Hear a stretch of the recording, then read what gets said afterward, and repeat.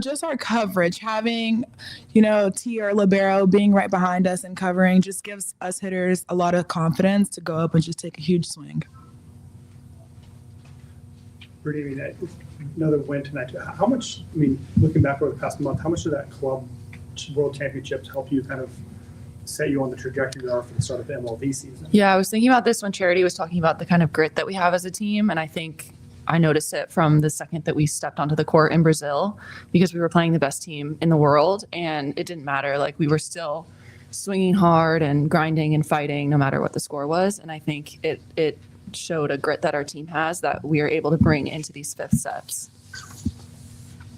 Amy, we heard from the players a little bit too, but what was your reaction at the end of the fourth set and kind of watching Omaha chip away at that early lead you had? A frustration. But what I said to them between sets 4 and 5 was that each set we've started out really strong. So we need that same energy, but we just can't lose our focus. And I think sometimes when things are going so well for you, you're up 2-0 and then you're up, I think we were up 7-1 at some point, or 7-0. I think it's just this human error of lack of focus a little bit. And then they have, Brooke Nunnenviller, just hat off to her. She can take over a match at all times. And she did that tonight. And we didn't really have an answer for her. And so, again, it was just in the fifth set, it's play our game, play a little bit cleaner, refocus, and pass the ball in the box because we got the best setter in the league. What was your game plan heading in to take Toyosi out of the contest? I'm going to keep that one here. I'm a little too competitive to get that information up, but I will say that, like I mentioned, the serving was a huge emphasis for that this week, not just for Omaha, but for all the teams. But I think that we stuck to a really good serving game plan and set ourselves up for success. I met 7 service errors, maybe a little much from Natalie too, but are you okay living on, because she gave you a handful of aces as well too. Are you comfortable living with what she gives you from back there? Yes. Natalie misses a serve and I give her just the same high five as when she gets an ace, because I want her to just have the confidence to go back there and do what she can. And tonight, yeah, she had, I think this was the first time tonight that I actually gave her serving advice. I think she had missed 2 in a row, and I went up to her and I was like, we don't talk about your serve very much, but you just look out of rhythm. And so I wanted her to find her rhythm. I think she has one area of the court that she serves better to than the other. And so I said, don't worry about any game plan, give me your best serve. And when she finally started doing that and getting a little bit of rhythm, I thought she started feeling pretty good about herself. Thank you. Thank you. Do we leave this? Yeah.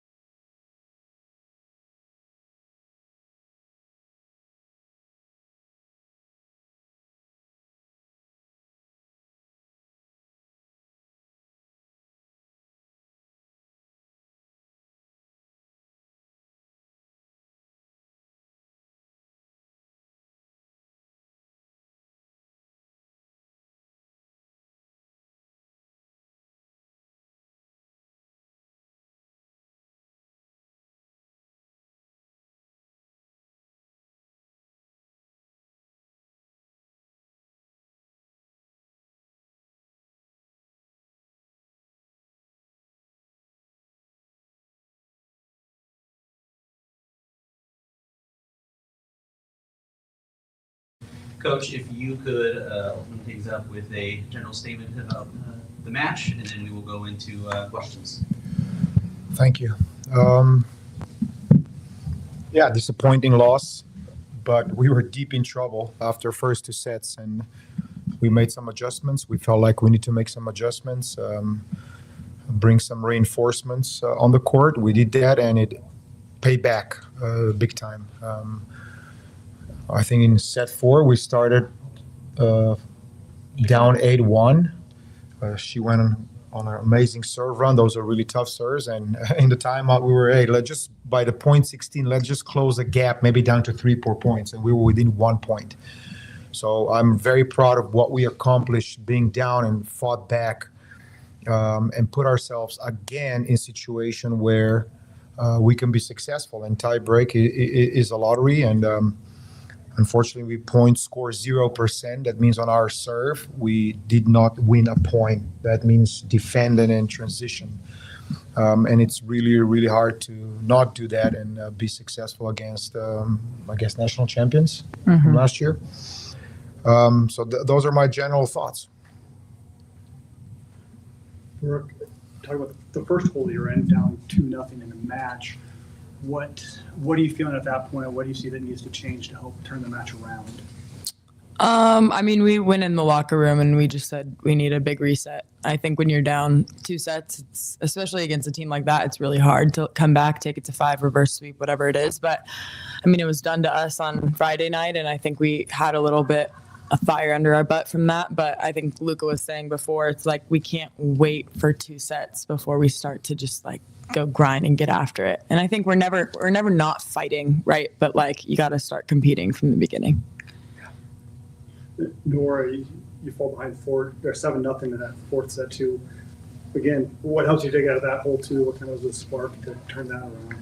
Yeah, we kind of just talked about chipping away point by point. I mean, we obviously, it's probably unlikely that we were then going to go on an 8-0 run and tie it right back up. So I think just staying disciplined and slowly, going after it and trying to earn an extra point behind the line every single time helped us. We had a few really good plays, blocks that kind of built that momentum up. And yeah, I think just chipping away slowly, not trying to do it all at once. What was it like for you on the court too? A lot of the girls across the net pretty well played with them last year too. What was it like for you to face off against them on the other side? I mean, it's fun. I think there's like another level of competitiveness that comes out when you're playing against people and I think that is something that's really cool in this league is that, there's connections everywhere. I think everyone on our team knows someone from every team or has played with everyone at some capacity, which I think is cool and then just brings out, another level of like competitiveness and edge because you don't want to lose to people that you know. Yeah, it was fun. Brooke, tell me about the end of the 4th set too. I mean, you do climb out of that hole too, and you're going back and forth, and you pull it out too. How exciting is that? How fun is that when you're playing that high level and delivering in those key moments? Yeah, I mean, we call it the red zone after 20 points, and that's the best we've played, I think, in the red zone. Just like making big moves on our block, like Sydney getting a stuff block pretty much solo. It's a huge momentum swing. I think just attackers going after hands in front of you aggressively, not being tentatively or worried about making errors. Like I said, the best we've played. And I think like when everyone's on that same page and they're just swinging away, they're covering each other, they're making defensive plays, we're going back to the service line and getting them out of system, it becomes a little easier. But yeah, I think that's something like we want to see more of. Coach, after the second, you make quite a few changes in your starting 6 with throwing in Nora, who ends with 11 kills, with Kiara, who ends with 6, and with Emily, who ends with 7, and on top of that as well, throwing Allison Whitten in there as well, a little bit on a form like a serving type of deal. What was the mindset going into making all those changes after set 2? Look at our passing numbers. That's been our best passing performance yet in first 2 sets, and we cannot score. So what's the problem? We're not killing. So we got to throw some hammers in there they're going to go and hit the ball hard, and that's what we did, and it paid off. When you're back against the wall, I think we know our players pretty well, what they can do, and it was I'm not going to say an easy decision, but necessary decision. I think we made good decision to be kind of back in the business. So that was pretty much it. We're not scoring, even though we're passing well enough to do whatever we want to do with our offense, but we still didn't score. And yeah, that was the decision making. We're like, we need to give some help to Brooke. Brooke cannot take third of all swings on the match. She just cannot. She did, but that's not how we're going to win. So other players need to step up. Middle blockers and everybody else needs to step up in matches like this, because she cannot take 66 out of 187 swings. If you look at their distribution, all pins they got about the same, but they took majority of all the swings. So it's hard to defend that. Everybody knows the ball's going left side. She's our bailout. We cannot win like that, if we're lucky. So we got to figure out how we can have more people that can hit high, harder range consistently all the time. And that's all we got to do. And then when you have that, when you have diversified offense, when people are killing and showing up, then it's easier to pass, then it's easier to serve. But when everything goes on one person, or maybe two, then everything becomes really hard. We lost serve-receive battle. We got aced. We aced them less, and so on and so forth. Then you become timid and tight, and it's hard to play volleyball like that. You need to play free and confident. And we didn't have enough confidence in this match, but the two sets and maybe a little bit that kind of helped us to get back, in a fight. And I'm proud of that we at least put ourselves in a position and got a point. That's 1 point that counts towards standings. I'd rather lose 3-2 than 3-1 or 3-0, and those points will matter. But we gotta, like you said, we gotta compete. Fight is different than compete. Burke kind of mentioned the red zone too. I mean, Orlando controlled the red zone the first two sets too. What change did you see to allow you close the third set strong and win the fourth set as well? Can you repeat that? Sorry.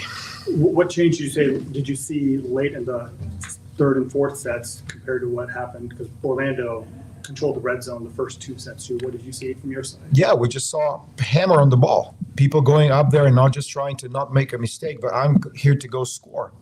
And she took a couple swings in the red zone. It's like, I'm going to score. Then she misses hands just by a nail. And I'm okay with that miss. I'm okay with that error. I'm never gonna tell her, what are you doing? But when she rolls shots to the libero that is one of the best in the world, that's when we're gonna have a discussion. But when she takes that rip, assertive, here we go, high five. That's all she's gonna get from me, praise and high five. And she did that. So that's what we saw with the change in the third and fourth set. People being there to go hit the ball and not to worry about making mistakes and losing points. You mentioned players. I mean, looking for options. We haven't seen Reagan Cooper this year too. What did you think about her? Where is she kind of standing in the structure, everything? Yeah, Cooper's working hard, but you can see how she's very physical, and she hits certain angles that nobody hits. It's been a while since I saw somebody that can do that, but you can see, all of us can see how important is serve receive in our game. And how important is our serve in our game, and how important is ball control, being able to dig the ball at a very high level when somebody hits the ball hard at you, and you got to survive. And that's where Cooper is still working on. That's parts of the game where she needs to get better to be more competitive.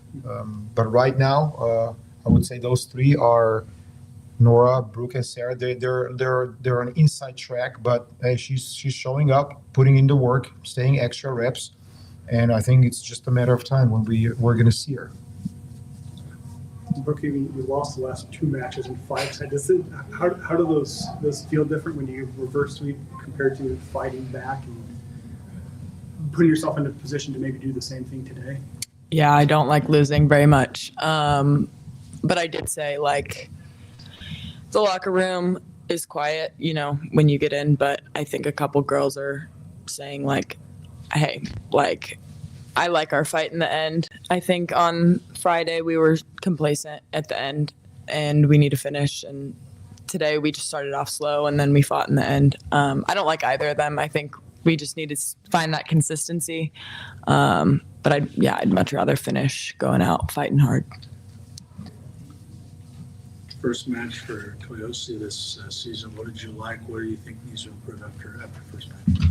So we're trying to, I would say, we're we're trying to find what would be a good middle blocker combo. We've been trying to find what would be a good middle blocker combo, even though I'm coach that likes to give players more than one match. I think we did that with some other middle blockers, but at some point you have to look for a solution. We know they're running, at least they when they're in system, they run fast offense, and Toy's fast left and right. She's maybe undersized, but to her advantage, she moves extremely fast left and right. And we felt like, hey, when they're going to go with this fast offense pin to pin, we need a middle blocker that can go and touch some of these fast offensive play sets.